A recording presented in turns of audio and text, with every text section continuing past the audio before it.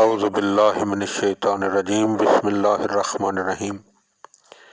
مولا کائنات حضرت امیر المومنین علی ابن ابی طالب علیہ الصلوۃ والسلام کے مجموعہ کلام نہج البلاغہ کے دوسرے باب کا خط نمبر 57 ومن کتاب اللہ علیہ السلام، آپ علیہ السلام کا خط الی اہل الکوفۃ، اہل کوفہ کی طرف، عند مسیرہ من المدینۃ الی البصرہ، جب آپ نے مدینہ سے بصرہ جانا چاہا تو آپ نے یہ خط اہل کوفہ کے نام لکھا۔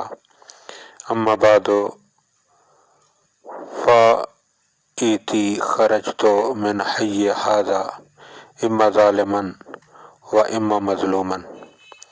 بعد از حمد و صلوۃ واضح ہو کہ دو ہی صورتیں ہیں، یا تو میں اپنے قوم و قبیلے کے شہر سے باہر نکلا ہوں ظالمانہ حیثیت سے یا مظلوم کی حیثیت سے، وَإِمَّا بَاغِيًا وَإِمَّا مَبْغِيًا عَلَيْهِ، یا میں باغی ہو کر نکلا ہوں یا دوسروں نے میرے خلاف بغاوت کی ہے۔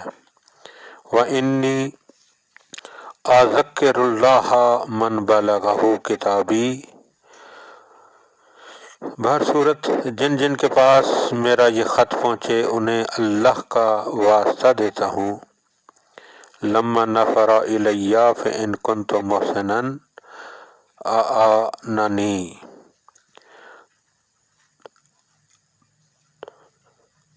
کہ وہ آئیں اور اگر میں صحیح راہ پر ہوں تو میری مدد کریں۔